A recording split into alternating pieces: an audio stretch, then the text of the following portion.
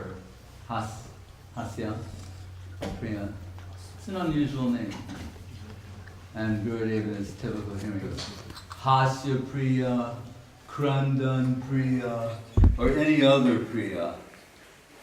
If you listen to the songs you're singing, you know, Amitu Kanga, you know, Krandan means crying. So he's saying, the laughing Priya, the crying Priya, that's his typical type of humor.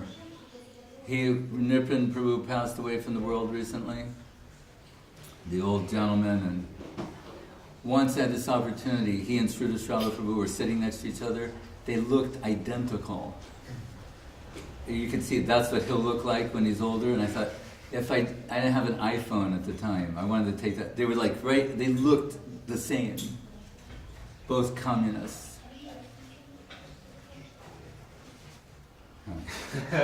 Nripan was a communist. So it shows these things are not relevant. Someone can be a communist, a right-wing Republican, this or that, and they can all be devotees of Mahaprabhu. Those are not the significant things. So anyway, this bogus association in neighborhoods called the Tarun Sangha. It means like youth organization. Like where I grew up, they had something called CYO, Catholic Youth Organization, or Knights of Columbus, Rotary Club, Lions Club. So in every Bengali neighborhood, there's something called Tarun Sangha, like Tarun Krishna, means youth organization. And they think that it is their right, they have to be quiet in the kitchen. They think that it is their right to extort funds from the local people. So what they do is, like anyone, we think, this is what Bengalis do. It's what people do all over the world. They do it in America. Hey, we're collecting for the kids this Christmas. Can you help us out? Devotees did that. I did that. Ramaswami Maharaj and I, in the year we sold a million BTGs one Christmas, back to Godhead. 1 million. That was the goal, and it was achieved. We went out in Santa Claus suits. You know, and when we'd go, I'd be driving the Mercedes. The two of us are in Santa Claus suits. He's the Acharya and the GBC, and I'm the president and the sannyasi. LA, there's 500 devotees. We have like 90 children.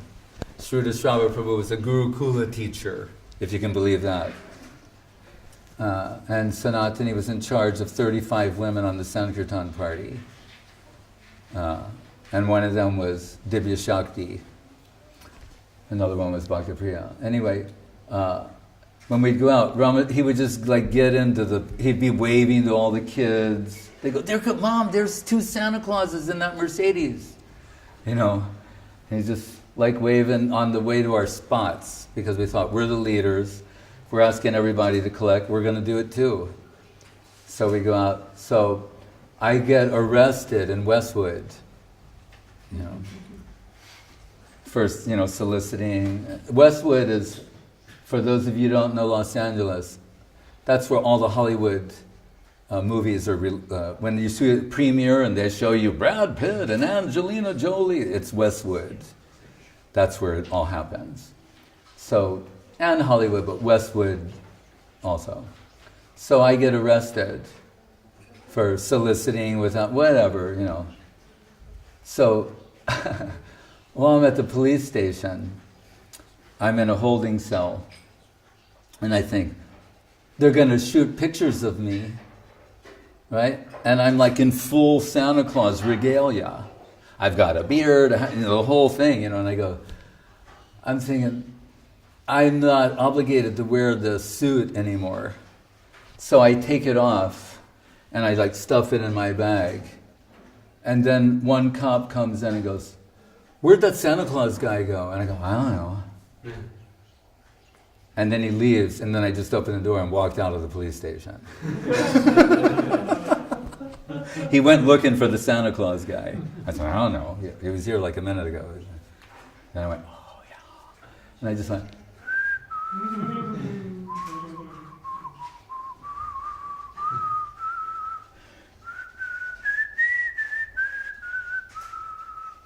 Just whistled on my way out of the police station.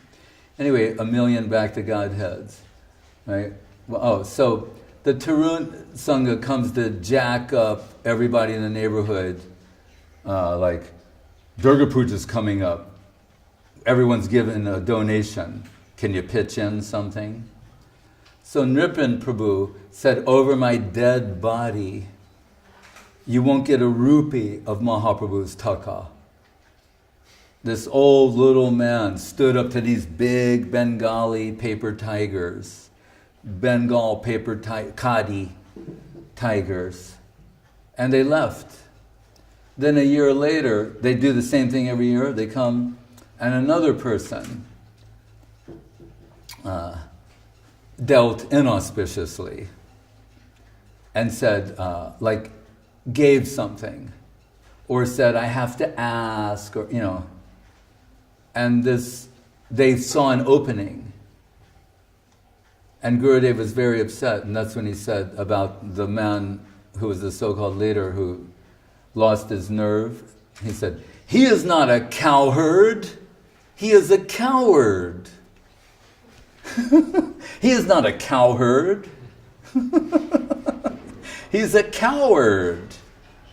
And then he told me, he said, now they want to use our Sevak Bhavan, because we're not using it downstairs, for weddings. And he said, I'll have to ask. So I said, I have a solution. What? I said, we'll call it Theistic Media Center. Put computers, tables, printers, you'll see devotees in there with Wi-Fi, do it immediately. That's why that place is called the Theistic Media Center. It's not like an accident or just like I went off on some kind of a weird trip. Idiots. I mean, simple-hearted idiots. Or loving, affectionate idiots. Sweet morons. What's the difference between a moron and a Mormon? An M. Absent an M, a Mormon becomes a moron.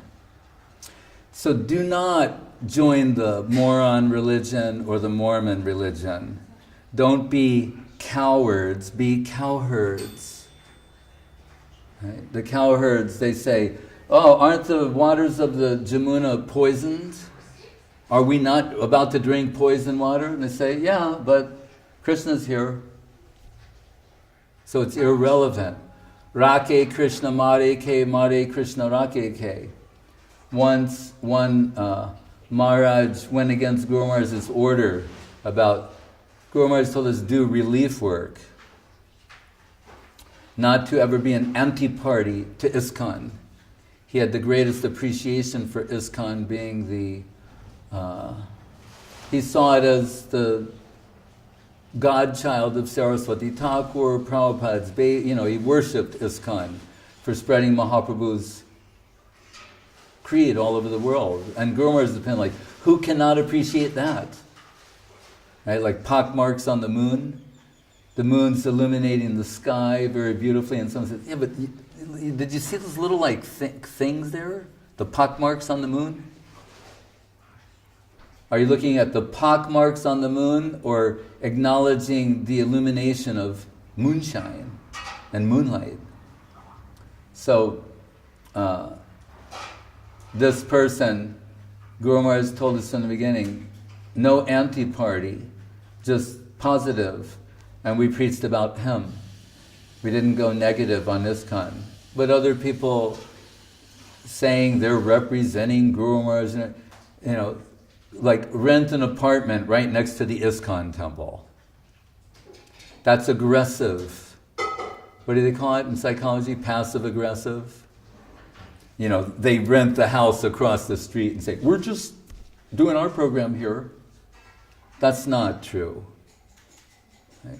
So the local ISKCON leader sends a man to beat that man in the dead of night. He's in a sleeping bag, people come in and they bludgeon him. So what is his response to that? He gets a 9mm Browning and a shotgun. to protect himself in the future. This is devotion. This is faith and guru and what is it? Gopchite, Baran, Rakshas, this is Sharanagati. Sharanagati, locked and loaded. Are you ready to sing the songs? Doinya Atmani Vedan Gopchite Baran. So when Guru Maharaj hears this man's new concept of Sharanagati, he quotes the famous statement we heard from Prabhupada. Do you realize there's a connecting thread between Prabhupada, Guru Maharaj, and Gurudev? That's real. There's a real current between the three of them. Has nothing to do with institutions, organizations, external aspects of... in India, there's no Pope of the Hindu Church. They didn't have organizations until the end of the 19th century, beginning of the 20th century. It's always been guru and disciple. That's all it's ever been. That's all it ever actually will be. Has nothing to do with organizations, right? That you pledge your allegiance to an organization, like the fascists do. Hitler, a fascist leader, when everything's like really, when all the gears are like oiled with ghee, the fascist leader becomes the personification of the country. You no longer pledge your allegiance to the country, but to this person who personifies the country. We can say, well, isn't Guru like that? Actual Guru, maha-bhagavata, you could make the case for that. Except no substitute. So you'll see films where they're pledging their allegiance to Hitler when he's giving them Diksha. No longer to Germany, he personifies Germany. It's okay if it's real. Guru Maharaj will say, form and substance. It's always about that. Identifying form and what is substantial, or in modern language, what a statistical analysis calls separating the signal from the noise. There will always be so much noise. You have to detect signal in the midst of so much distracting noise. Right? Guru Maharaj's examples. What is the Ganga? He said sometimes you see a river is coming, here's the Ganga. When the Ganga enters the current of another river, it's not Ganga anymore. When another river enters the current of the Ganga, it's now Ganga. He said, so they will say, what is the Ganga? The undercurrent. It's the current. It's not the water, it's the current that's moving the water. And then he'd say, Nake kaj nanisheshe kaj. What is more important, the nose or the breath? We like to have a nose and a pretty nose. I don't have one, but some people do. But if it comes to a choice, like the girl on the cover of we've seen in the last year, you need breath. What's really important is the breath going through the nose. Not that somebody's got a pretty button nose, someone else's nose is broken, someone's got a long one, a short one. What's important is the breath going through the nose. These are the teachings of Srila Guru Maharaj. He's the last man in the world to be an organization man. In fact, in the Gaudiya Math, the famous thing, when Guru Maharaj, he wisely never accepted any post. They offered him to be a GBC, he declined. And he just said, I'll be an advisor. So at last, they send his dear friend, Professor Senyal, to say, the committee has made a decision, and you're duty-bound to follow the decision of the committee. Guru Maharaj says, it was so cute, the way he goes, I spoke a little harshly, a little offensively. I pass urine on your governing body. The way he said it goes, I spoke a little harshly, a little offensively. I pass urine on your governing body. What has the governing body got to do? He said, I'm not interested in men, money, and buildings. And then what does he say to back that up? Nadanam, najanam, nasundarim, kavitam ba jagadisha kamaye, mama janmani janmani share, bhavatat bhakti rahoitaki tvai. Mahaprabhu's teaching. He said, I've come here to be a servant of Mahaprabhu. Can you help me make progress towards that? No interest in your men, your money, and your buildings, your properties. And he gave the example, the Ramakrishna mission with the big sign saying, Bharat Seva Ashram. And he said, but if any qualified auditor comes, he will see they are bankrupt. There's nothing there. It's a big signboard. There's nothing to back it up. There's no Bharat, there's no Seva, there's no ashram. Anyone who is an aspiring member or a card-carrying member of the Chaitanya Saraswat Math has to understand who the founder, Acharya, is of the Math. Otherwise, you won't be able to properly assess the value of anything or anyone. To have this connection and not be acquainted with the teachings of Guru Maharaj is unacceptable. It's just out and out unacceptable. There's no other word for it. You can't say, oh, we don't know Guru Maharaj. Then connect with somebody who does. Blind faith, Guru Maharaj said, is diseased faith. Unless you're a Jnana Shunya Bhakta, blind faith, in his exact words, diseased faith. You'll be easily deceived by the shallow, superficial appearances of what is Guru, what is not Guru. When one of Govinda Maharaj's so-called disciples observed that he does not chant japa, right? Who's giving Harinam to everyone, does not chant Harinam on the Malika.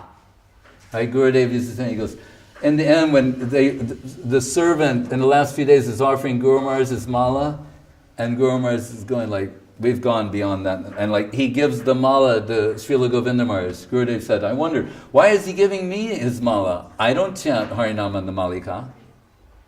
With a smile, Gurudeva is telling me that. Why is he giving it to me? I don't chant japa. But he gives Harinam. Can you digest that? The man who gives Harinam, in the line, the Rupanuga line, he doesn't chant japa. Either he's bogus or he's a Ragamarg Bhakta. Right? Who can do that? So when some smart devotee observed, he's seeing him do so many other things, watching television, cricket, Bengali soaps, this, that, the other thing, and sees he's not chanting japa, he's going like, do you chant japa? Gurudev said, do you want me to make a show? Like he's ready, he goes, I can go get my mala. Do you want me to make a show for you? I will, if you require it. When Malta Malini, she can tell you, she comes in and sees Gurudev's, he knows Vaishnavas don't drink tea, supposedly. Right? So what does he do? He has garam jal. It's a code, it means hot water in Bangla. So Sagar Maharaj is not keyed into this yet. So one day, he's more Bengali than a Bengali, right? So he's not like, "Ek glass garam jal, deva." So they go, "Are you sure?" "Yeah." Like, "Destroy." So they bring him a cup of tea and he throws it against the wall. He's ready to kill somebody. I asked for hot water. They go like, "Oh, I guess he doesn't know." So then they go, "All right, here's a glass of hot water." After, he figures it out finally that he's drinking tea. Right? And what does Prabhupada say in his book? And Upadeshamrita, Vaishnava, those following Krishna consciousness do not drink tea, smoke cigarettes, take tobacco, haritaki pan, betel nut. He goes through a whole list of things that people with Krishna consciousness do not do. But you can read in the Veda-based, Prabhupada says, did you bring the snuff box? Please deposit it in my room. Because why? I've seen him in his room. As I saw, he'd lie and nod out against the wall while he's staying up all night translating the Bhagavatam. If he needed a little boost, he opens a snuff box. What is snuff? It's powdered tobacco. Puts it on his wrist and goes like that. Then he's like wide awake and goes on translating the Bhagavatam. Can you digest that? The person who wrote in his book, those who are Krishna consciousness do not take tobacco, tea, coffee, cigarette, maybe little bidi. Bidis are okay. I know there's some guy going, Goswami Maharaj said, I could talk about like the Rupa Nuga for the next 6 hours, and you know what will be on the internet for the Mormons, minus the M? That I said bidis are okay. That's all they'll get. If I now spoke the Bhagavatam for 7 days straight without stopping, they will say, Goswami Maharaj said bidis are okay. Once Guru Maharaj said we could give Harinam to someone who eats meat, a tantric initiation where it would be understood in time they would give up eating meat. And so it all finishes, we go to our own, and there's a knock on my door. And I'll say it this way, it was Chidananda Prabhu, not Siddhanti Maharaj, it was Chidananda Prabhu. And he goes, Goswami Maharaj? Yeah, he goes, did Guru Maharaj just say we can eat meat? I said, nope.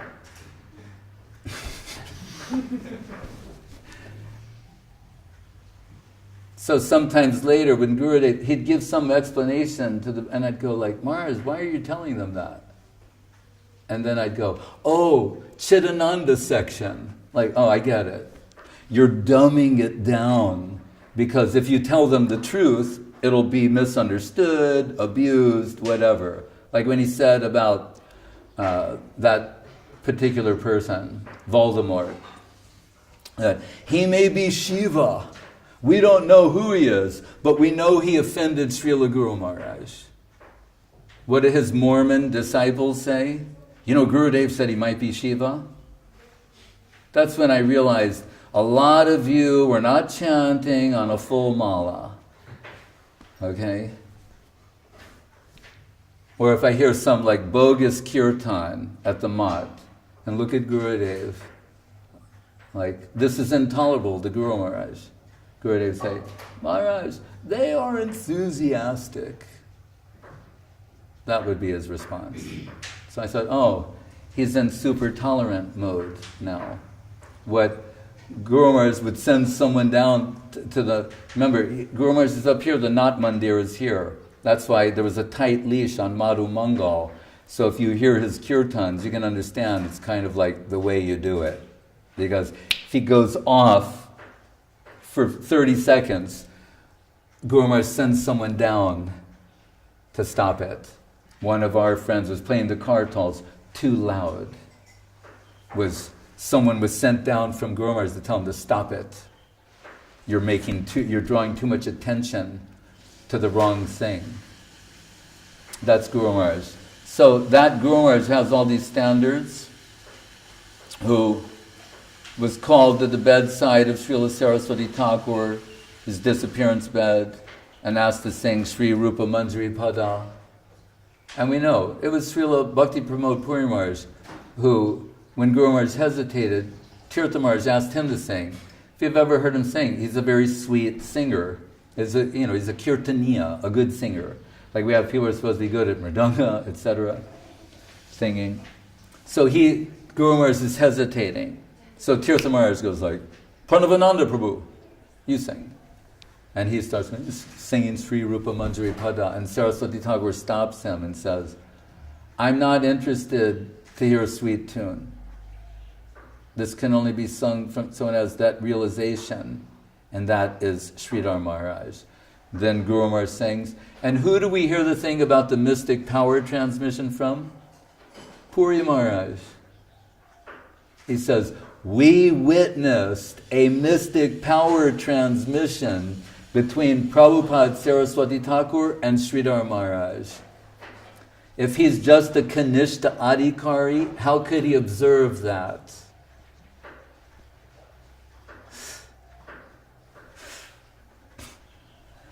Think. Can you think? Are you people capable of thought? Or just the rote recitation of things that were told to like keep you in the pen? You have to start thinking sooner or later. If you portray yourself as a follower of Bhakti Rakak Sridhar Dev Goswami, you can't ignore his teachings. How much longer are you going to ignore what it says in Sri Guru and His Grace? Books spoken directly by him, and come up with some insane quote like, now is not the time for Sri Guru and His Grace. You know what? Now hear this. Now is the time for Sri Guru and His Grace. Read it again. Study it. Memorize it. And if you don't understand anything in that book, ask me and I'll explain it to you. Don't come with your insane, ridiculous interpretations of Gurudev's will. It would be laughable if it wasn't pathetic. Read Sri Guru and His Grace. If you don't understand something in the will, read Sri Guru and His Grace. And then you'll understand what the will is telling you. Not the inverse. Sri Guru and His Grace is the book on Guru. I told Guru Maharaj, after we made Search for Sri Krishna, Reality the Beautiful, I said, the devotees are so confused about Guru that I'm thinking to take all the different things you've said on Guru and make a book. It'll be like the Guru book. And incidentally, after we did it, you know what he told me later? You should make a book for acharjas. A similar book for acharjas. Maybe we should. It's time to follow that order. That's what he told them. Make another book that's like for acharja manual. So anyway, and as I've told, we assemble, and Mahayogi is coming. We assembled all the things Guru Maharaj said on Guru, and we're going to put them in this one book. And I'm thinking what to call the book. So I said, I like when he once said Guru heavier than Himalayas, because it's Tasmad Guru Prapadyeta Jigyasu Shreya Uttamam Shabde Parecha Nishnatam Brahmanupasamashrayam. It's a famous Bhagavatam sloka. It's what you're supposed to know these things. What I'm quoting now, these are not some esoteric verses. These are the ones that everyone's supposed to have like committed to memory 30 years ago. The esoteric ones, that's another subject. These are just your basic guru slokas, how you understand who is a guru, what is a guru, when to approach a guru. It's all there, right? Everybody's supposed to know it. Right? And if you don't, then just serve somebody who does. That's the way it works. So anyway, Guru Maharaj says to me, what are you going to call the book? And so I'm thinking of calling it Guru Heavier Than the Himalaya. Because I thought, if I saw a book like that in a bookstore, I'd have to pick it up. At least like pick it up, and that's what I'm thinking, like marketing. More so. And Guru Maharaj, he never thinks like that. He's just always like spiritual consideration first. And so he said to me, he goes, that is a partial conception. It's one aspect. Guru meaning heavy, immovable by any misconception. And he said, what is more comprehensive is Sri Guru and His Grace. And he said, actually, I wrote an article, 1936. Oh, there you go. And so he directed me toward the article, and I said, oh, great. I can use that as the intro to the book. So we'll call the book Sri Guru and His Grace, and that'll be the introduction. Right? What does it say? You know, 2 errors human, 2 errors inevitable for everyone being imperfect. What did Guru Dev say once when one of his friends again misrepresented something that had just been heard, and now it's already being mangled? You know, yogo nashta purantapar within like 15 minutes. Gurudev says, To err is human, and he's very human. Again, just samples of who he's dealing with. Gurudev says, Hashishan assassins, after they kill somebody, they have a tradition that they shave. What does his leading disciple say? Leading follower. Who do they shave? So I'm seeing this guy, a guy's brains have just been blown out. And Gurudev's disciples there trying to shave the guy's face. And what's even more alarming is you're not laughing.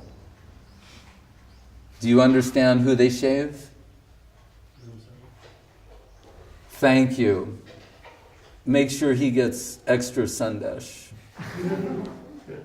Yeah, they shave. It's like, this is the point. This is too frustrating. You don't even understand your own guru and his humor, his method of instruction, all these things. As Janardhan Maharaj reminded me the other day, he said, Gurudev once said, Prabhupada, Swami Maharaj's disciples, they think they're expert, but they're not. And I said, you know what? Govinda Maharaj's disciples think they're expert, but they're not. They have thought he's a Ragamarg Bhakta. They think they are. And what do they think? A Ragamarg Bhakta is someone who doesn't follow rules and regulations. Means, he gets stoned, he intoxicates, he's loose on his diet, but he's got love and affection for Gurudev. And that's all that counts. It's just heart to heart, man. Yeah, I know. It's just heart to heart. Yeah, can I have some of your prasad? Here. That's how bogus you people are. Not all of you, but many. All this nonsense. You'll break all the regulative principles, but it's just heart to heart, me and Gurudev. It's bullshit. And I say that, and people go, how can you say that? Just study America, study English. It's acceptable in modern usage. Like, they even have to explain that to you. You supposedly have computers, you've heard of the internet, Google, Wikipedia, etc. Just grow up for a minute. You need to talk to you, like have an adult conversation. Right? So, that person, no wonder he's concealing himself. Because it'll be lost upon people who have no interest. They like Hitler's gas chamber, mafia bread, all of these things. But, Lalita Lavangalata Parishilana Kamala Malaya Samire Maru Karabi Karakarambita Kokila Kujita Kunja Kutire. Not so much interest in that. Rather hear about mafia bread, Hitler's gas chamber, and that stuff is all charming. Right? So he's just keeping it to himself. Who's got inconceivable wealth, can't find a suitable pot to store that wealth in. And that is what is unfortunate. Guru Maharaj found such a person. Saraswati Thakur found such a person. Right? Like, all you guys know is that Gurudev said Puri Maharaj is a Kanishta Adhikari. And like little parrots, you go around parroting that, offending a higher Vaishnava. Whereas, what did Gurudev tell me about him? Everyone knows I'm a miser man. I don't give money to anyone. But every year I give 100 rupees to Puri Maharaj on his Vyas Puja because I know he is a pure Vaishnava. At least one man understood the heart of Srila Guru Maharaj. That you haven't heard. Because you weren't fit to hear it. All you could hear is, he's a Kanishta Adhikari, stay away. Woo, get all the sheep, there's one running over there, get him back in and herd them all into the little, That's the truth. Are you ready to hear the truth? Or you want to go on living in your own, private Arizona? I knew he'd like that one. Private Ananda Bazaar. You know, Calcutta is called Ananda Bazar, the city of joy. Can you digest that? If you can digest that Calcutta is the city of joy, there's hope for you. If you can't digest that, you have my sympathy. Jai, Jai Ma Kali Kolkata Wali. That'd be a great screen name, Calcutta Wali. Gurudeva would tell a story. The Mahakali Bhakti is on the bus. You know, those buses, they don't have shocks and suspension. So he's got to pass stool, and then they pull a bump. Oh, Jai Mahakali, Jai Mahakali. You know, like, and then like, oh, Jai Mahakali. And he's like somehow holding on. He's trying to make it till Calcutta or the next toilet break. And then what would Gurudev say in the end? But with this very serious, sincere, earnest face, alas, Ma Kali could not save him.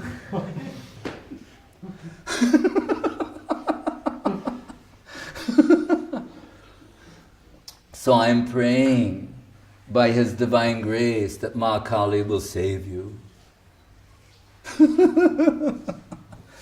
Sometimes he'd be angry in the morning and he'd say, oh, this Hare Krishna, my Ma Kali will come in and smash them. Talking about all of you who are bugging him about, like he said, after dealing with you people, he said, nothing will surprise me. He said, except that they're chanting Hare Krishna in China. He said, that surprises me. Once we're watching the hunting channel or something, and the Eskimos take one reindeer and ceremoniously slaughter the reindeer. They're eating the reindeer. Gurudev's just eating snacks, drinking some tea, watching other things. Other people go, change the channel, it's so horrible to watch that. You know, he's having a snack and drinking tea. And he goes, Maharaj, I think we can give Eskimos Harinam. I'm saying, I'm your man. Because I told him in the end, I said, I will support Acharya Maharaj as the Acharya of the Chaitanya Saraswat Math. I will support Avadut Maharaj as the Acharya in Russia. I said, I don't want to do any kind of initiation. After you, I just want to stop it altogether. Not Ritvik, nothing. He said, I appreciate your mood. I said, well, I got it from you. That's what... He didn't want to be the Acharya of the Math. He told Guru Maharaj, make Aranya Maharaj or Haricharan, and I'll be the secretary. And Guru Maharaj said, I will give the deities the Puri Maharaj and shut the mat before I will do that. It must be you. And we know Gurudev is trying in different ways to avoid it. He actually is happy in his situation as the secretary. He said when he was secretary, he was a dictator. After he became the Acharya, he said the mat was run by democracy. But he was a dictator when he was the secretary of the mat, because Guru Maharaj would back every decision that he made. You couldn't go to Guru Maharaj and cancel him. But anyway, so why did I say that? What was I saying? About the hunting channel. And so, and I said, I don't want to initiate after you go. Because on this point, understand, Guru Maharaj, people say, you're not mentioned in the will as initiating. Yeah, because I'm directly empowered by Bhakti Rakak Srila Dev-Goswami to initiate. Gurudev would never cross Guru Maharaj. Guru Maharaj empowered me to initiate disciples. You can listen to it on a tape. I'm already a Ritvik. Then he says, I'm transferring the responsibility to you. 3 years before Gurudev started initiating, Guru Maharaj empowered me to initiate. And said, if you find an exceptional person, bring them to me. Otherwise, you initiate. And Gurudev knows that, and he would never cross Guru Maharaj's. So when someone asked if I could be his Ritvik, he said, he's already empowered by Guru Maharaj to initiate directly. But if he will act as my Ritvik, I'll be very happy. I'm not in the same situation as you or others. We are co-disciples, Srila Gurudeva. We are co-disciples of Srila Bhakti, Om Vishnupad, Srila Bhakti Rakak Sridhar Dev Goswami. There's Guru Varga and Shishya Varga. Read Sri Guru and his grace. Understand what Guru Maharaj's opinions about these things are. Don't be spent off in your own world with your own little crazy interpretations about what a will means, who an acharya is, who can initiate, who can't initiate. Understand what Guru Maharaj said. He's the founder acharya of this mat.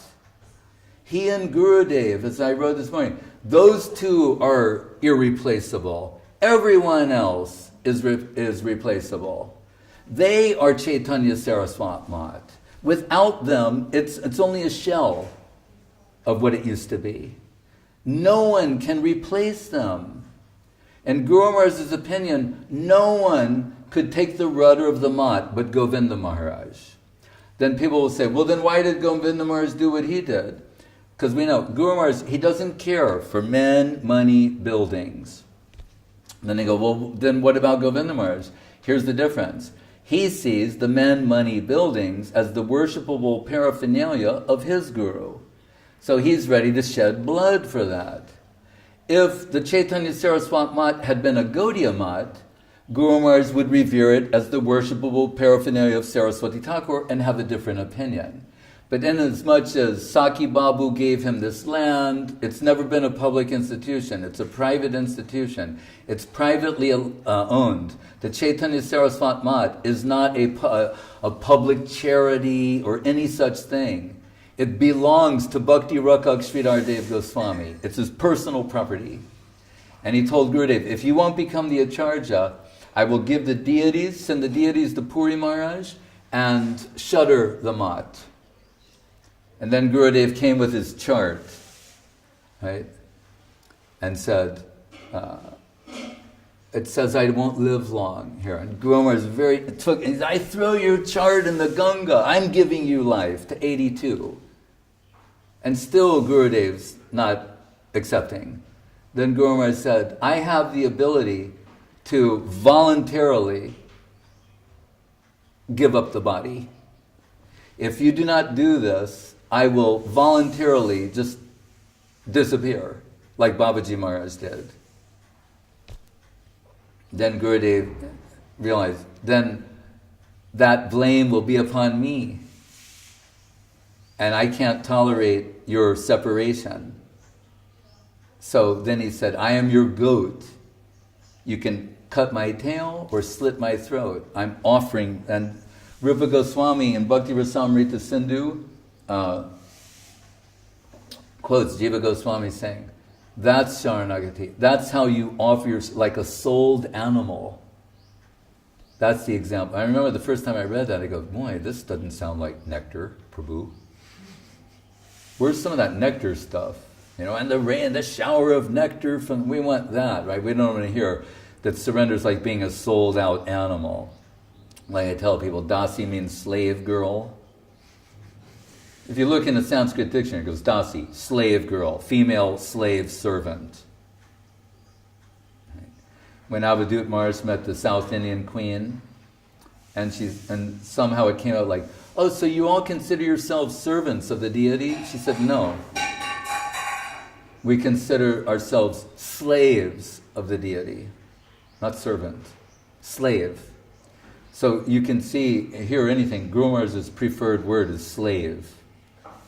And slave, not even directly the slave, but slave of the slave of the slave. Gopi Bhartur Padakamalayo Dasa Dasanu Dasa. Guru Maharaj likes naked truth. Right? And I told the other day, when all this controversy was happening, when we broke away from ISKCON and began promoting Guru Maharaj, they're searching madly to find letters and, to try and, as people will do now about me, they will try and find all kinds of things to avoid dealing with the truth that I'm telling you. They will say, he did this, he did that. That's why you'll see in my letter that's about to come, I've got Guru Maharaj's backing. I've got Gurudev's backing. You can take shelter of a mountain of false shelter, and it won't affect me. So, and what does Guru Maharaj say? They will say that Goswami Maharaj is the root of all evil.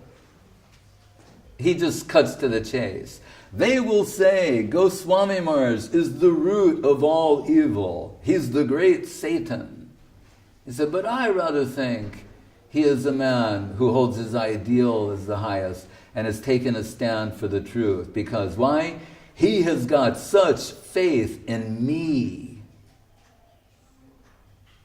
You can hear that, or you can hear some little girls spread rumors and take shelter there. That's up to you. Have fun.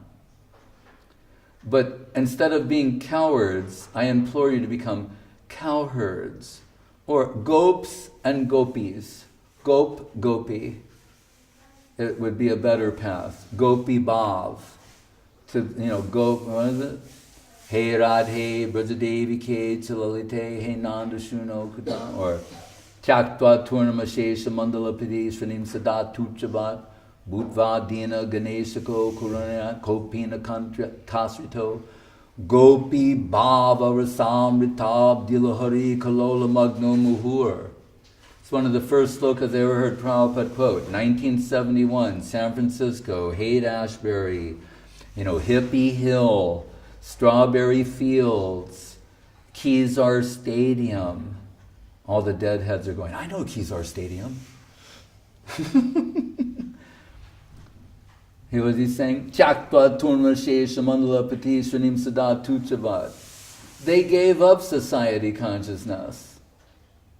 What? Took the copium, didn't take anything with them, got rid of all of that. And what did they take shelter? Gopi, Baba, Rasam. They found that more appealing than. So when I went to Guru Maharaj, after being unceremoniously run out of ISKCON, what did he say? Society consciousness and God consciousness. When society consciousness comes to hinder the development of God consciousness, it should be left away. That's what he did. That's what I did.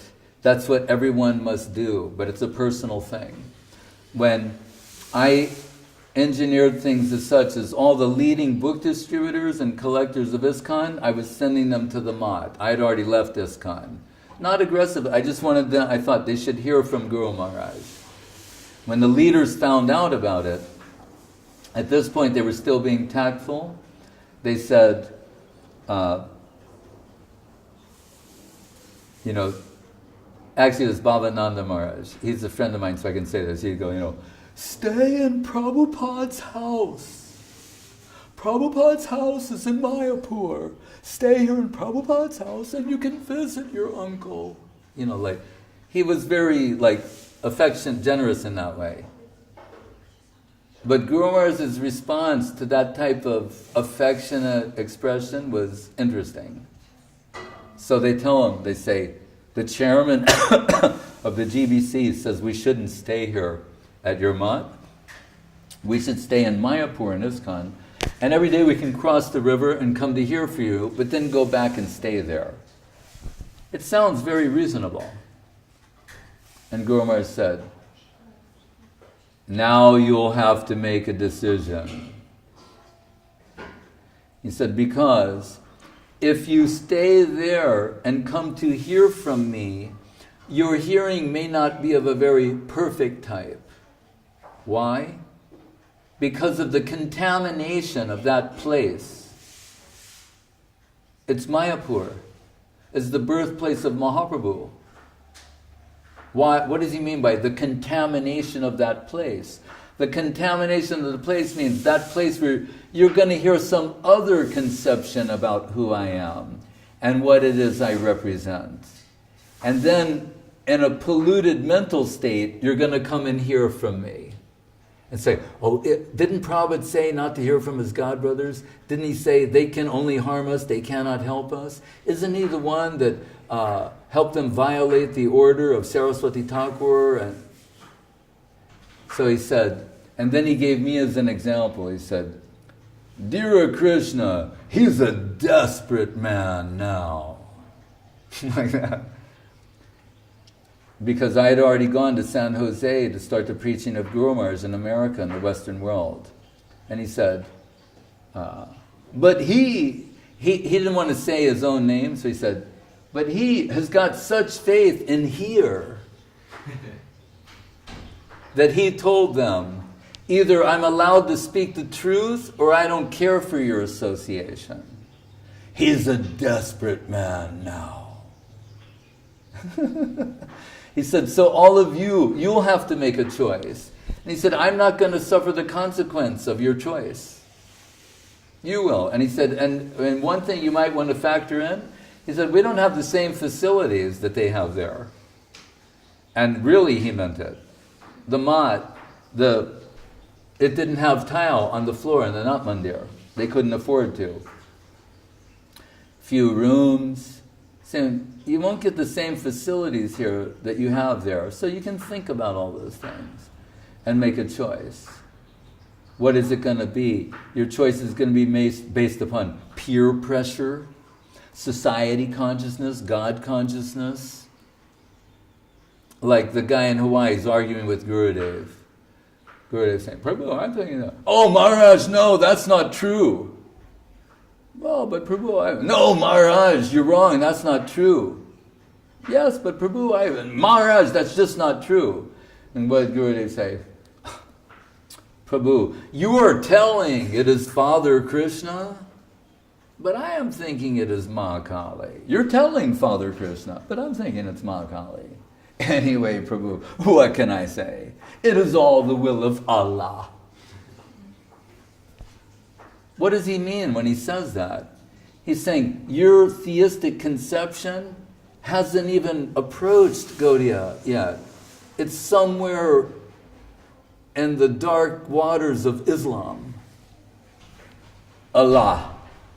It's all the will of Allah. He didn't say Krishnera Ichcha, which is what the Vaishnava should say. It's all the will of Krishna. Even saying, you haven't even gone to Krishna conception yet. Right? So, anyway, what was it? So Guru Maharaj, then he tells them that, the individual choice. I lost my train of thought, but so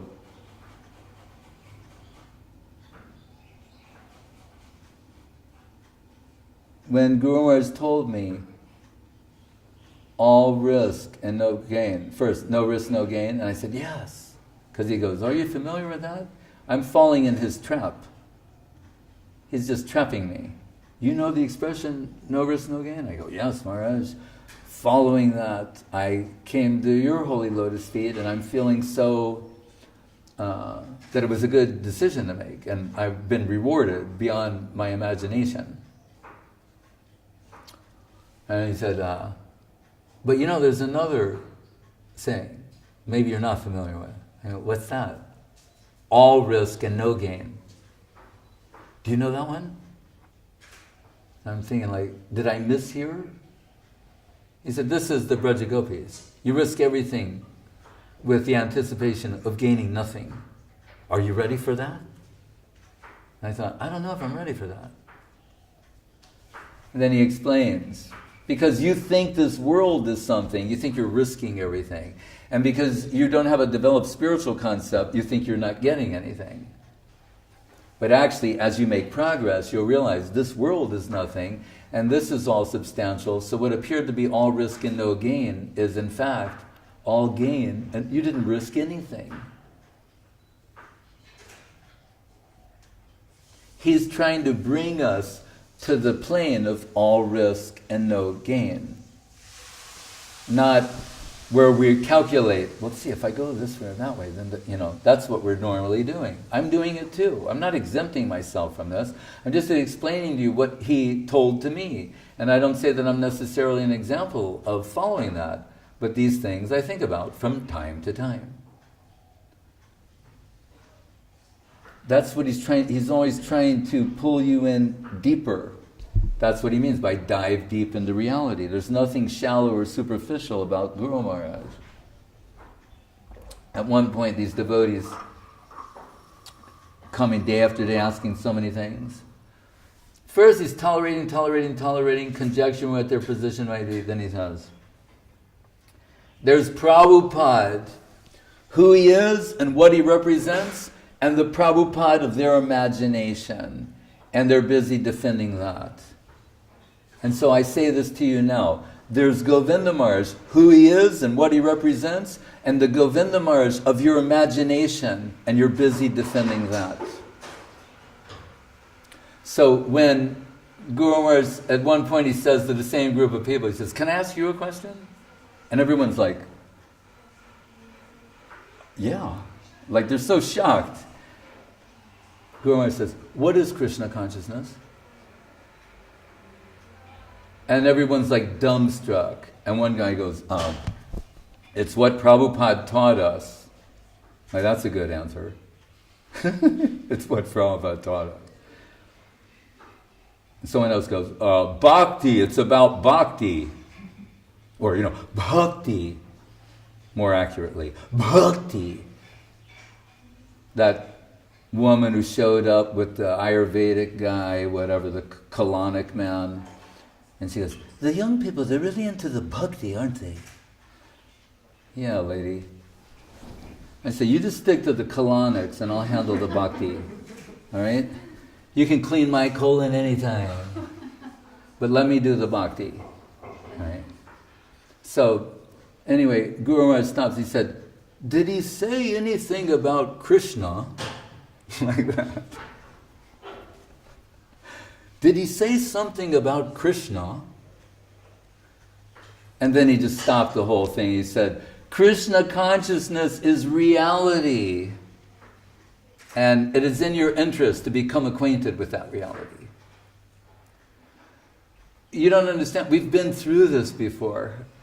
This is my third time around on this stuff. It's getting old.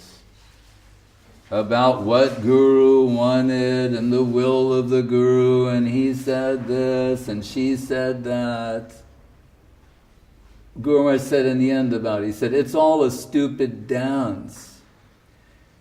If you understand, if you want to understand the answers to these heart-rending, perplexing questions, read Sri Guru and His Grace.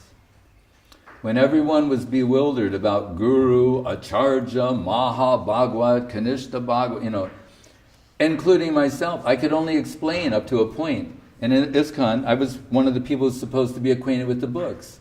Like there's Jayadvaita Maharaj, I'm one of them, you could expect. He knows the books, he's got all the tapes, and the letters, he has access to everything Prabhupada ever said, and he's finding it difficult to justify the behavior of some of the new gurus, successor acharyas. Their behavior, their sayings, their many things. So I told my friend, who was one of them, he's my old friend, we joined together. We didn't have bhakti. I was Philip Prabhu, he was Robert Prabhu. I became Dhira Krishna, he became Rameshwar. So he is the guru in GBC, I'm the president. We're back, after the Santa thing. We also do Santa. We do it all. We're all rounders, or holy modal rounders, take your pick. Anyway, so then I say, I'm having a hard time justifying supporting you to everybody else. I'm running out of slokas, dude. So I said, I think I need to consult with Srila. Oh, here's what I said. It's interesting. Because, to back up a little bit, after the disappearance of Prabhupada, I was in Poland. This is pre-internet. I only found out 7 days later, which is interesting and mystical, because I walk into Wrocław, and this devotee tearfully hands me a telegram. I read it, collapse, and then through tears drive back to the Schloss in Germany. And then I find out it's a week ago. So I said to my partner, it was the first sign of a ray of hope. I said, we were really enlivened in the last week and feeling Prabhupada's association by preaching. So I said, I think it's continued. Because if he left a week ago, and 3 days ago we were totally jacked up preaching, feeling Prabhupada, then the connection's still there. That was my first ray of hope. But then I said to the leader, So we're now going to have a worldwide meeting, which is, by the way, what I think the disciples, followers of Srila Bhakti Sudhir Govinda Dev-Goswami should have. And I think they're going to get a letter to the effect soon from the Acharjas or the primary trust. All of you should go to Navadvip this year for Gaur Purnima and have a... Not the Russians. You're okay. For once it's good to be a Russian or from the Ukraine. People are, how do you say, choking on their kvass as I speak. Like Rajneesh, when they'd say, how can you make all the Western people jump through all these hoops, do psychoanalysis, testing, and the Indians don't have to do that? He said, they understand what Sharanagati is. Anyway, so I said, are we going to have a big meeting of everyone? And the leader said, no. It would be too expensive. Do it right now. It's November of 77. Gaur Purnima is like 3-4 months away. We're going to all meet at that time. I know. And Prabhupada told us that after him, when the necessity arises to consult higher spiritual authority, we should go to Srila Sridhar Maharaj. So the GBC is that we're all going to meet with him and get some advice, some counsel, some direction. So they do that. And afterwards, when we go back, it's now 78, March of 78, March, April. He comes back and said, here's these 2 tapes of our meeting with Srila Sridhar Maharaj. And he said, Satsrup Maharaj is going to excerpt some things from here and present that to the devotees. He said, but you can hear the tapes. So I went to my room and I put on the tape. And when I heard Guru Maharaj's voice, I fell to my knees and said, that is the eternal voice of my spiritual master. It's a very odd, unusual experience. I was a hardcore Prabhupada disciple, but this was undeniably, unmistakably the voice of my eternal spiritual master. So my heart was elated, and what I could not properly express, or my god brothers and sisters could not properly express, how we felt in the absence of Prabhupada, Srila Guru Maharaj expressed perfectly.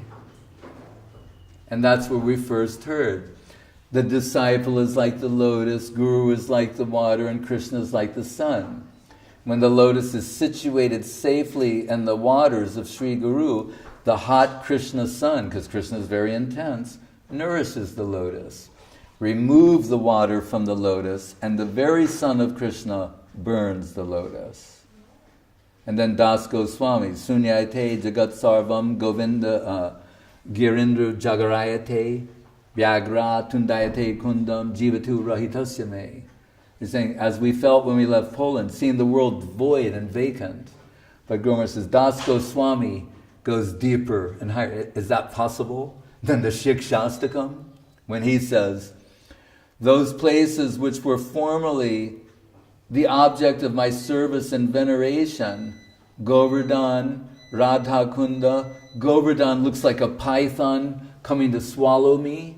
And Radha Kunda, the holy of holiest places, looks like a tiger's gaping jaws coming to devour me.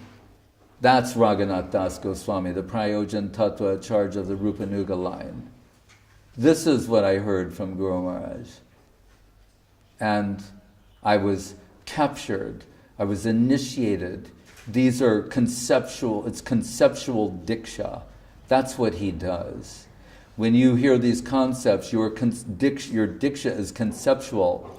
It's not the ceremony that we perform. It's that also, so people don't, that's all you'll remember. You'll forget the Das Goswami explanation, and anyway, what am I going to do? Forever, try to balance the scale?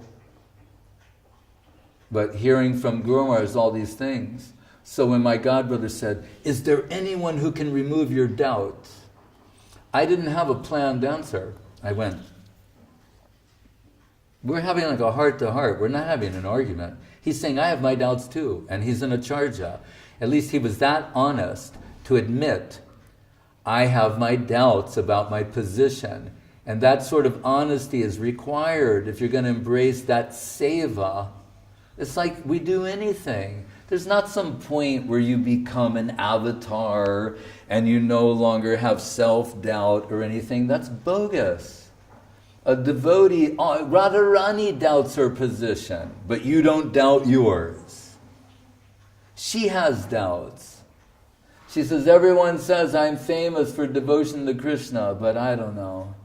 I think my problem is I couldn't give myself to him. That's what she says. But someone else is going to take another position, then it's highly suspect. So anyway, he says to me, is there anyone who could remove you? And we're just sitting there like two brothers we were. Like we're seeking a solution. We're not angry at anybody other than ourselves. We're trying to find a solution. A solution to what? Imitation. Sahajya means imitation. To imitate a maha-bhagavata brings degradation. You cannot be stamped a maha-bhagavata.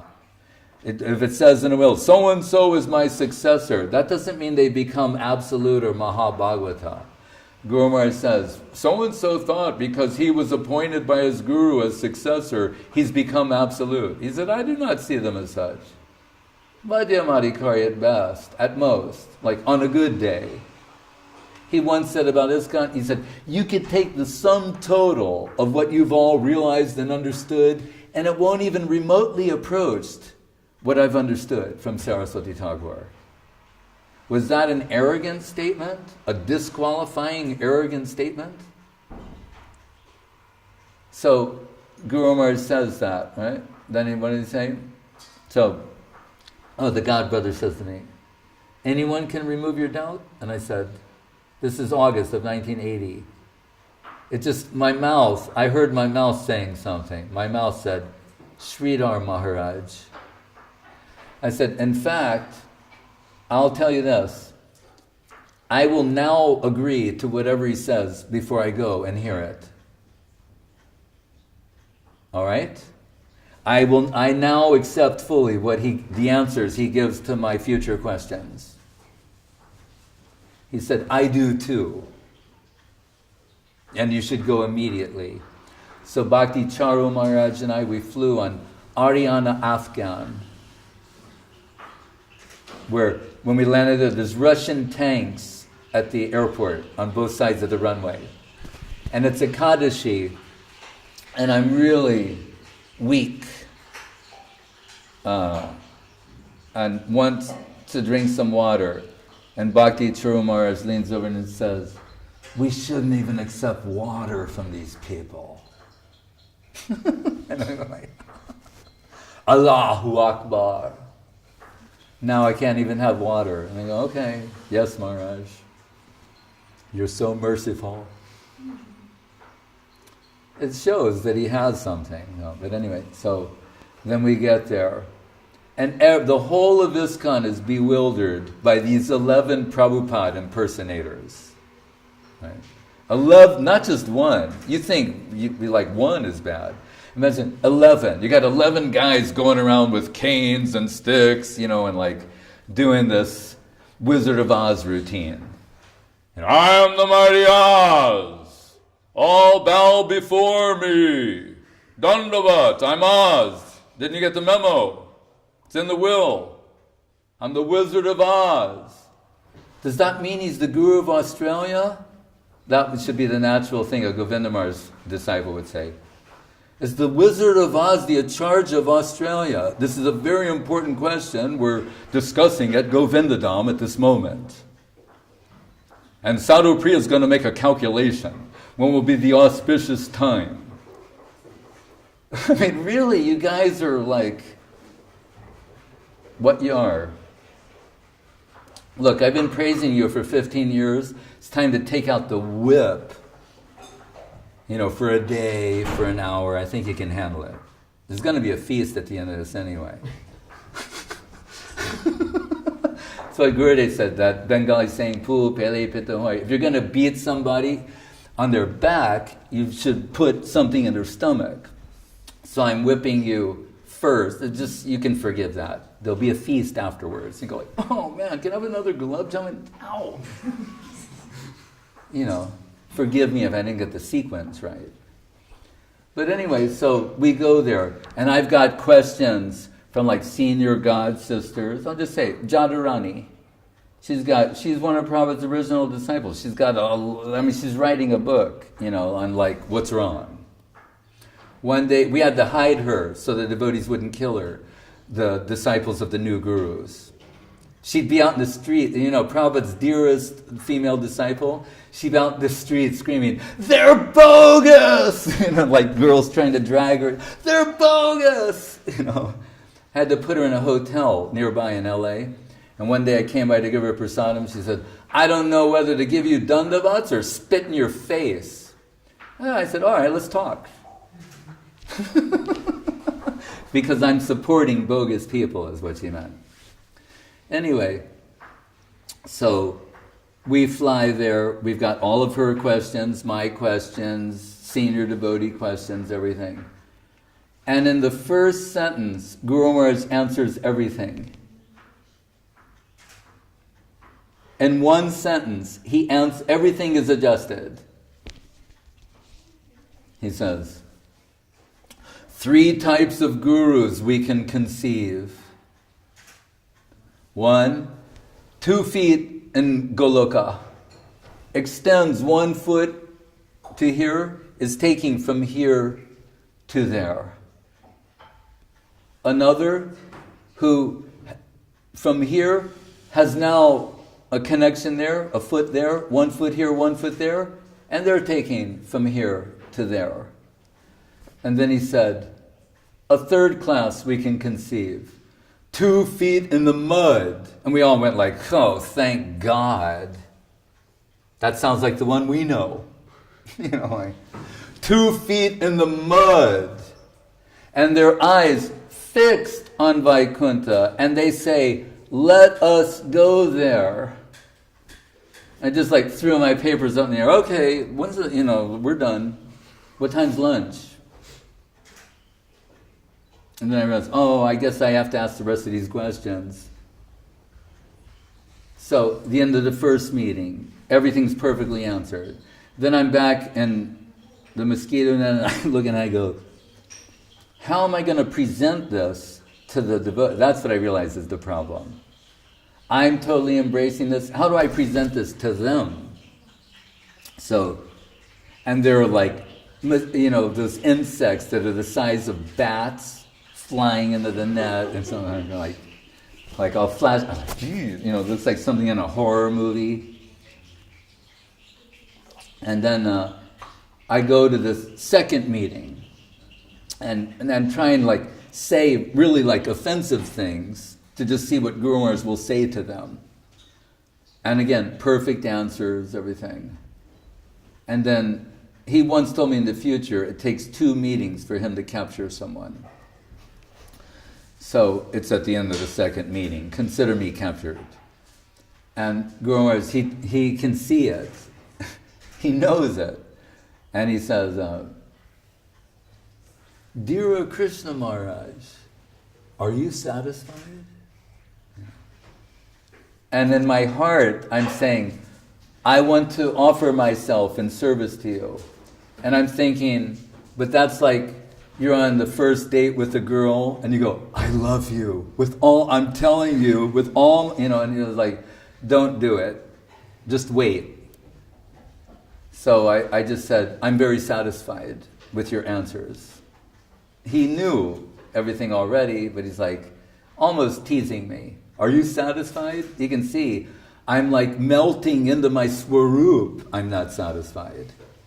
Okay? So then we go back to LA, and my friend, they think I'm the great Satan. Remember, I've been dealing with this my whole life. I've been polluting other people's children since as long as I can remember. I'm the kid who the parents go, we got to get our kids to stay away from him, right? And his crazy ideas about things. This is just the way I am my entire life. In Krishna consciousness or outside of it, right? Mama, don't let your children grow up to be cowards. It's a song that says, cowboys. Anyway, so the GBC secretly fly in to take my old friend and the evil Dear Krishna Sudhir has been removed and now they can reprogram him. And they fly in 5 people. One of which was a gentleman named Panchadravida Maharaj. You might have heard of him. Again, no, we haven't. And that's the problem. No, it's part of the problem. Anyway, and we get there, but the leading ones, Jai Pataka Maharaj, Sri Dayananda Maharaj, Bhavananda Maharaj, they're because Bhavananda Maharaj and Jai Pataka, they're always going to Guru Maharaj. Whenever there are problems in ISKCON, they go there and ask Guru Maharaj's advice. Guru Maharaj tells them what to do. Then they go back and they go, I've got an idea. And people go, that guy is brilliant. He is just brilliant. Who could think of that? They were doing that for years. So they cautiously say, what did Srila Sridhar Maharaj say? And now I understand something too. I understand not to reveal everything. Parokshavada Vedo Yam Balanam Anushasanam. So I start saying the things that Guru Maharaj said that support their position. And they start saying to me, do you see why Prabhupada told us after him to consult with Srila Sridhar Maharaj? Do you understand why he's the Shiksha Guru for ISKCON? Do you get it? What else did he say? And he said, do you understand the brilliance of Prabhupada in sending us to Sridhar Maharaj after his disappearance? You don't get it, do you, huh?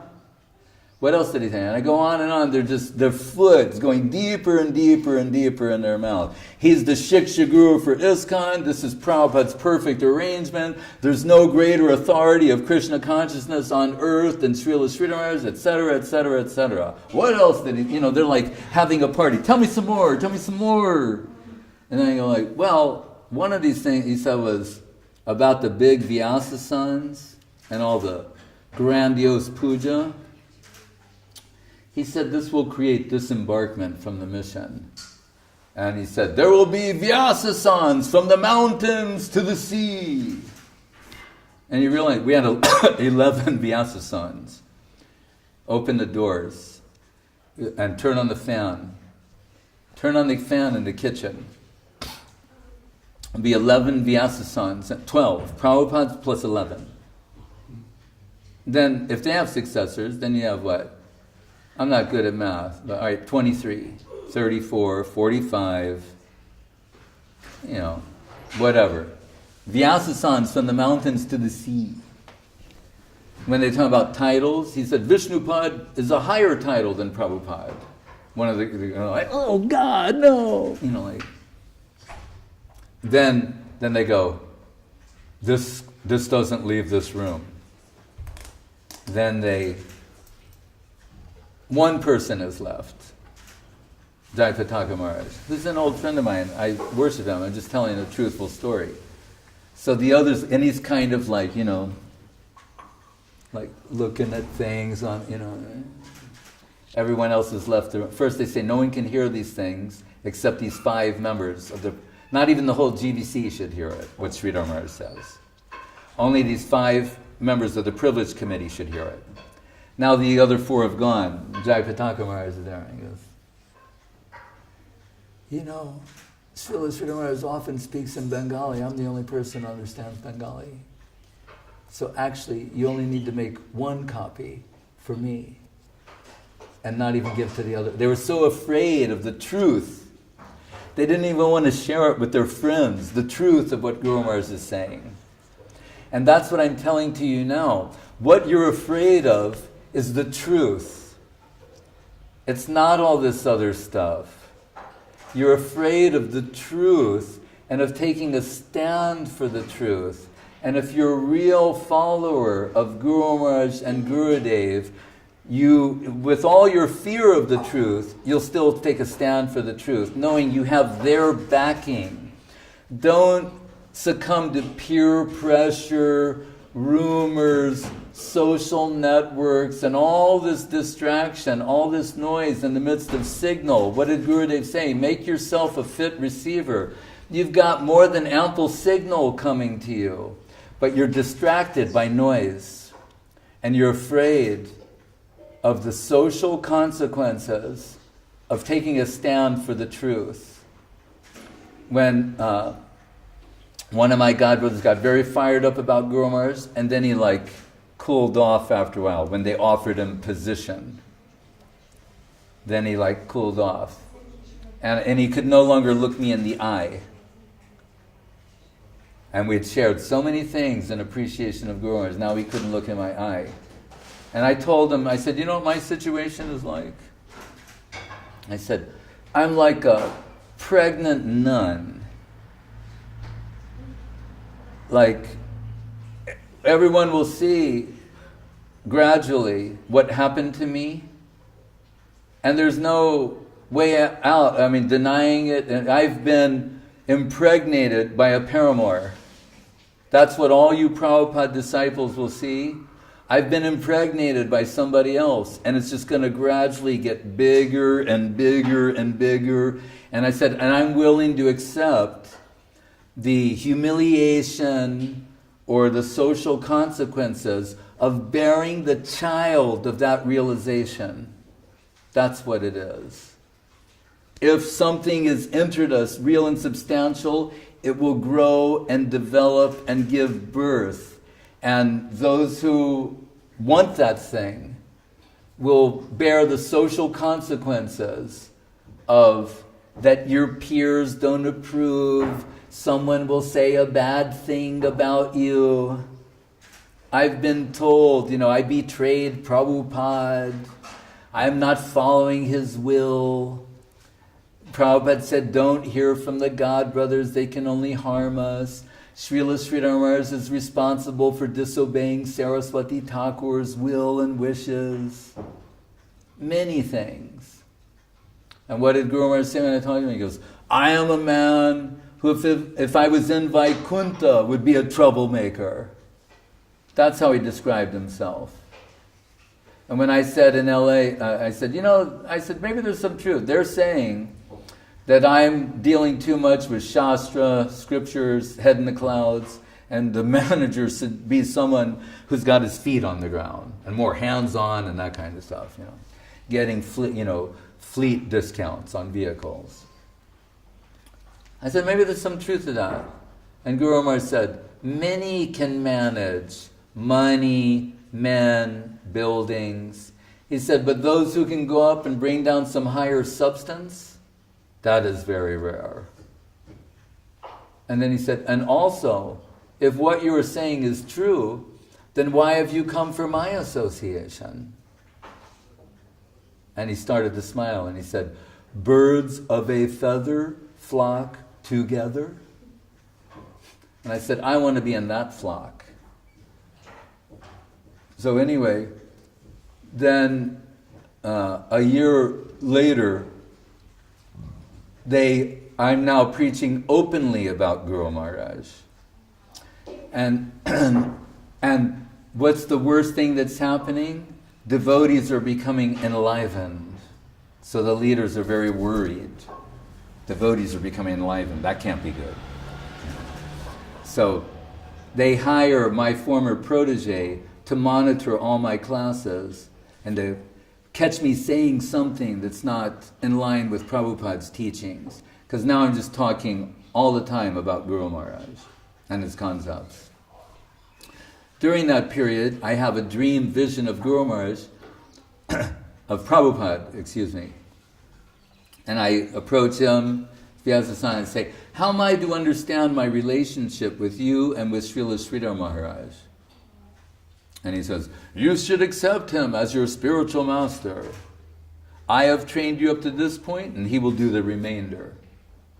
So I wrote that to Guru Maharaj in a letter. and with some other appropriate slokas, quotations, etc. And he happily accepted that.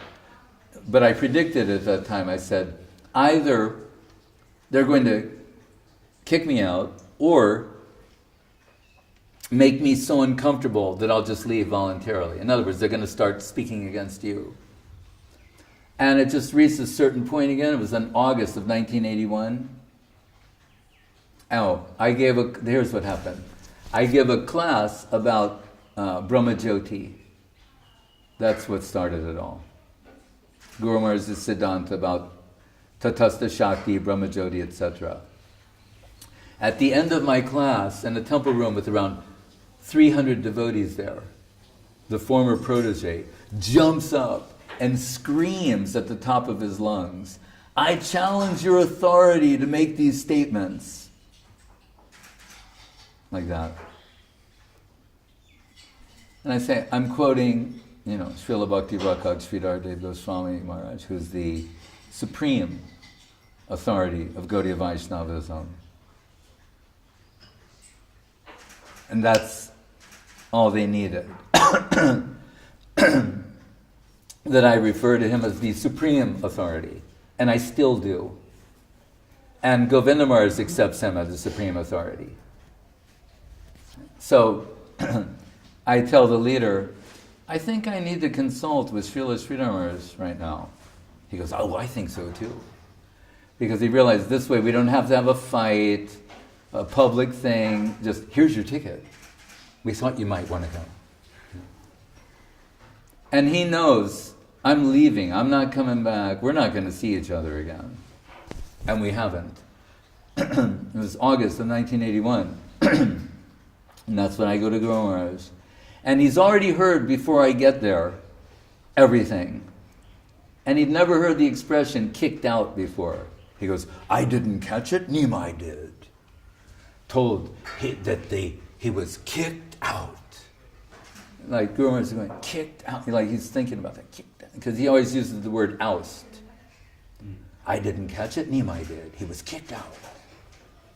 And so the first thing he says to me, because he's a lawyer also by background, and he said, you can appeal. He starts telling me what all my options are, like I'm his client. And I said, I don't want to fight with them. I just want to stay with, I'm finished. Thank you very much, I'm finished. And that's when Guru Maharaj said, society consciousness and God consciousness. When society consciousness hinders the development of God consciousness, it should be left away. And what was particularly beautiful about that, when I arrived at Navadvip train station, I get on the rickshaw, it's night, and only the moon is shining, and there's like evening jasmine in the air, and I come out, Guru Maharaj should usually be in bed by that time, he's outside, he's waiting for me, and the moon is illuminating his face. Moonshine. Pearl moonshine. Like I chastised some lady in Vrindavan recently, who were at the Madan Mohan temple, and I gave what I just thought was an inspiring talk. And then we were leaving, and she pointed to some so-called sadhu in a kopeen and said, he looks like my Guru Maharaj. And, it was like Nrsingadev appeared in me. And I disagreed. But I didn't say anything offensive to her. But what I told her, and actually later I explained to her, and she's very happy about it. I've been writing this pranam, you can say, for Srila Guru Maharaj for many, many years. And I revisit it once a year to see if anything new comes. And she helped advance one of the lines. Because what it is when Guru Maharaj would talk like this, if you look at his fingernails, they look like pearl moonshine. So in the pranam it says, there is this vision of, there's this lotus flower, this beautiful lotus flower that has 11 moons orbiting it that are exhibiting pearl moonshine. So And the problem, so what they are the 10 fingernails. When he says, and Mahaprabhu, and these moons, they orbit in erratic patterns according to what he's expressing conceptually. So his face is the lotus flower. The fingernails on his holy lotus hands are those moons, mukta, and they're orbiting. But see, in Sanskrit poetry, if you can say something by inference, is better than saying it directly. So, as someone asked, well, what is the 11th moon? This sloka is written from the position of the 11th moon. The 11th moon is what Gurudeva gave Guru Maharaj. It's a pearl he wears on it. It's an actual pearl.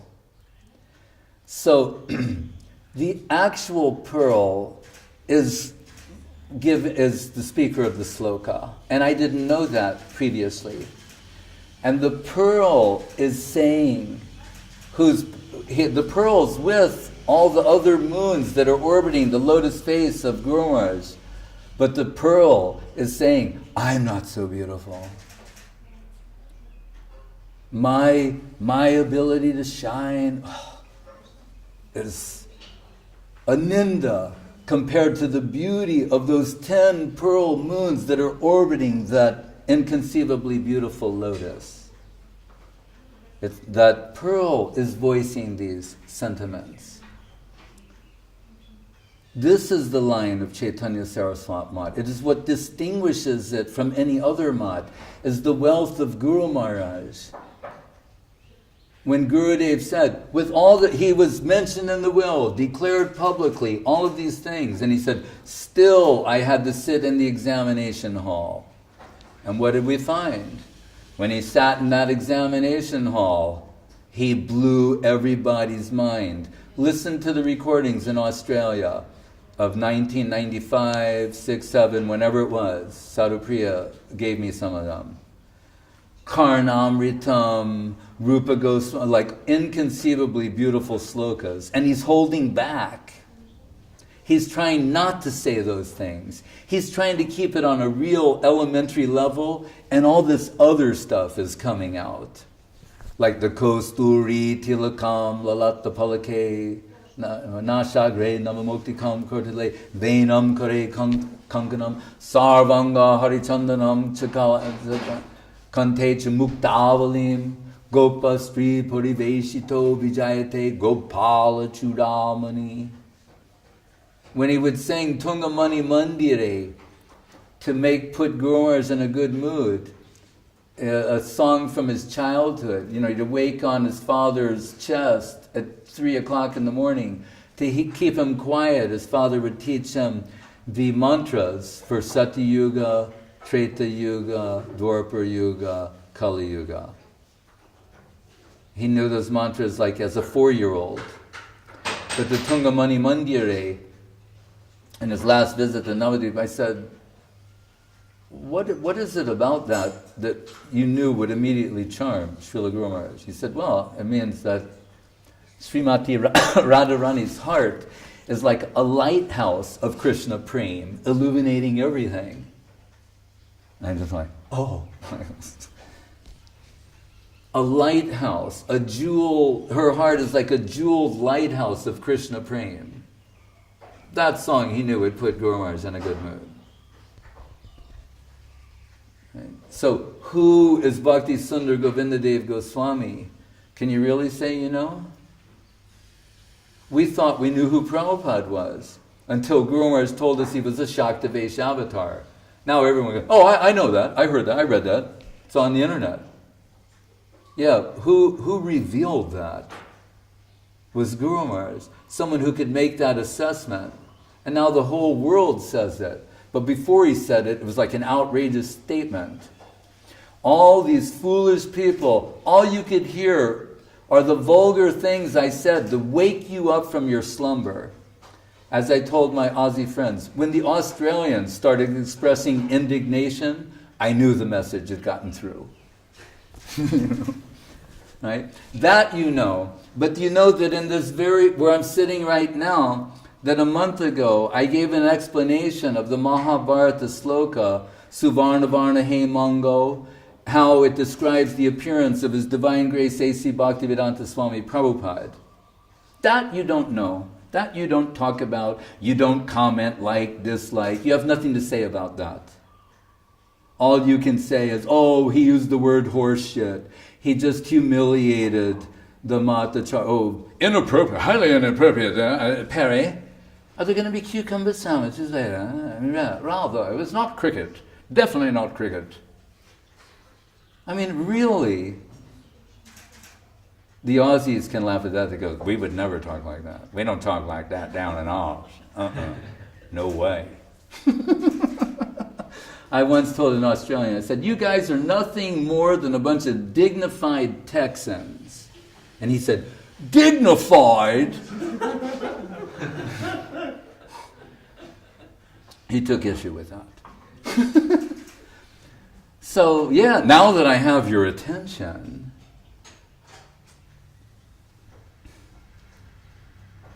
so Gurudev says, through his god brothers, he understood the glories of Guru Maharaj. Through Guru Maharaj, we understood how exalted Srila Prabhupada was.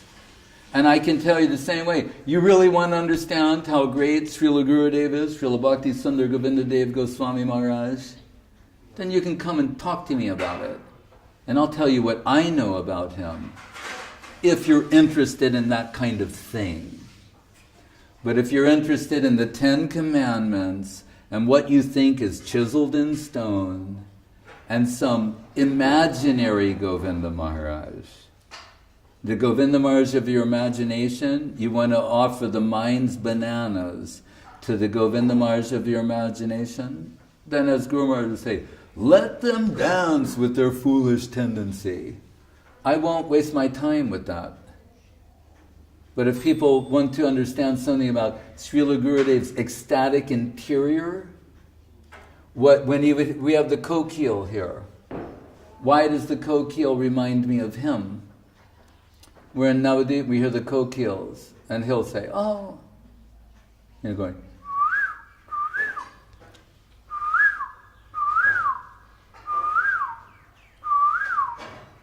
why does that? He said, oh, that reminds me of my childhood. He said, before we had watch and clock, we tell time by the stars, the sky, the position of the moon, and the sound of the birds. And what does he say in classic Gurudev, just classic Gurudev? He goes, when I would hear that, I know, not that it's time to get up and go to school, he said that it's time to get up and eat muri.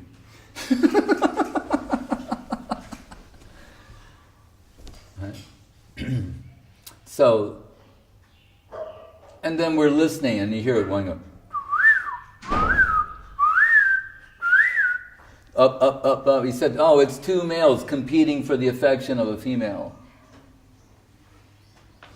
So they're going like, listen now, sweet, I can do it. No, I can do it sweeter, sweeter, sweeter, sweeter, sweeter, sweeter. Right. And I'm thinking, oh, Goswami, like the Kujat Kokila Hangsa Sarasadana Kire Mayura Kule of Srinivasacharya. They're always talking about the kokil, and we know it's the parakia symbol. The kokil lays their eggs in another bird's nest, and the other bird raises them thinking they're their own. It's a symbol of parakia. Anyway, and then Gurudev says, he quotes this verse, Jaimini iti, Jaimini jopati, sabhishan kalanadam, kurvati kilako kila kilakula taladam. And then he says, Radharani jap. She's going, Jaimini, Jaimini, Jaimini, Jaimini, Jaimini. Why is she chanting the name of Jaimini? Because generally we know the sound of the kokil is like liquid sweetness. Thank you. Liquid sweetness. And it's reminiscent of the voice of Krishna. Sometimes Radharani's voice is compared to a coquille. It's just liquid sweetness is the sound of the coquille. And what does they do? Excuse me. It gets sweeter and sweeter and sweeter. It just keeps getting sweeter. So you would think, like the neophytes, the nectar hounds, who want sweet things, that hearing the coquille should make you feel happy. But Radharani is going, Jaimini, Jaimini, Jaimini, Jaimini, Jaimini. In a very desperate way, fervently, she's chanting Jaimini. Why? Because Gurudeva explained, it is their tradition that the girls of Vrindavan, everybody in Vrindavan, that it is said that when there's thunder and lightning, that to protect yourself from being struck by lightning, you should take the name of Jaimini Rishi. So when it's like in the sky, you go Jaimini, Jaimini, and you won't get struck by lightning. So everybody chants the name of Jaimini Rishi. But why is Radharani chanting his name? Because in the Viraha Bhav, separation, like Das Goswami, Govardhan is the python coming to swallow him, Radhakund is the tiger's gaping jaws. In separation from Krishna, the sweet sound of the coquille that's reminiscent of the voice of Krishna is like lightning striking her heart. That's why she's going, Jaimini, Jaimini. Save me from being struck by the lightning of the sweetness of the voice of the coquille that's breaking my heart.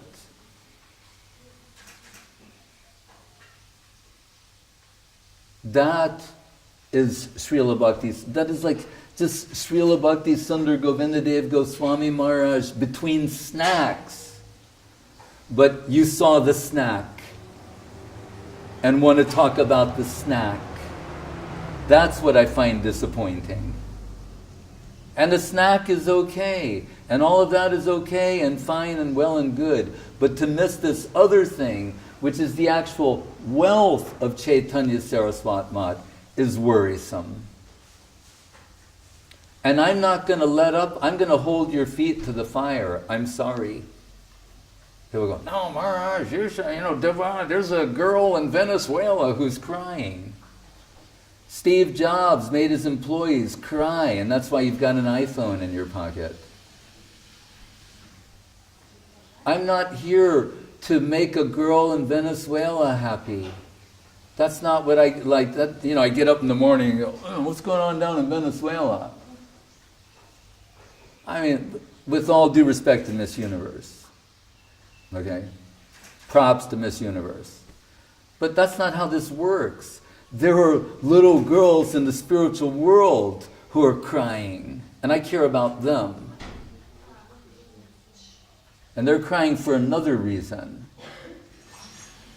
And that, Guru Maharaj, Rupa Goswami says in his sloka, that Radharani, usually she's crying, but stops after a while in separation. But this time, she cannot stop crying. And the Guru Varga of Vrindavan are upset. Who are the Guru Varga? Nanda, Jashoda, Purnamasi, others. And everyone is afraid Radharani is going to leave the world. Right? The 10th stage of separation is death. So, they're wondering what to do. And Chandravali, her chief competitor, she comes and admits that Radharani is superior. And says, actually, if you do this, if you commit suicide, then none of us have any hope of ever seeing him again. We know you have the power to bring him back here. I don't have it, they don't have it, but you do. You alone have that power. And if we lose you, even though I compete with you all the time, if we lose you, we've lost everything. So I admit it. You're superior, and I'm begging you at your lotus feet, don't do this. And then we're told, mysteriously, Srimati Radharani stops crying. And then all of her tears spring out of the eyes of her servitors. Now they're all crying incessantly, and she's happy. And that's what this is all about. It's time for all of this. Stop making Govinda Maharaj cry. Let him be happy, and let all of his tears be transferred. You've got to start crying. That's my message to you. As the sincere followers and disciples of Srila Govinda Maharaj, it's time for you to shed tears. Jai Om Vishnupad Srila Bhakti Sudhir Govinda Dev-Goswami Maharaj Avirbhav Maha-bhagavata Ki Jai. Srila Bhakti Rakha Sridhar Dev-Goswami Maharaj Ki Jai.